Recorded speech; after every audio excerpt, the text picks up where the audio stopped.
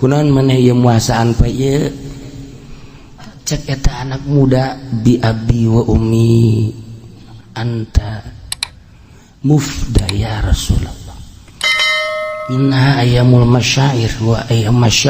ayyamul haj sallallahu ayyushikani fi du'aihim hampura Gusti Rasul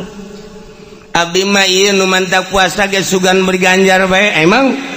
lantaran inget nu di Mekah teh ieu poe teh ayyamul masyair wa ayyamul haj diakhiri ku Arafah tanggal hiji geus siap-siap di Mekah teh menunggu diberangkatkeun ka Arafah di sarariap nungguan diberangkatkeun tanggal 8 langsung diberangkatkeun tanggal